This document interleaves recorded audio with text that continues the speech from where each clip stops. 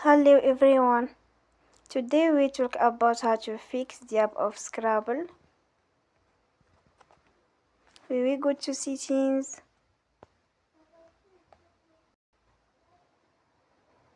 Then we click on apps.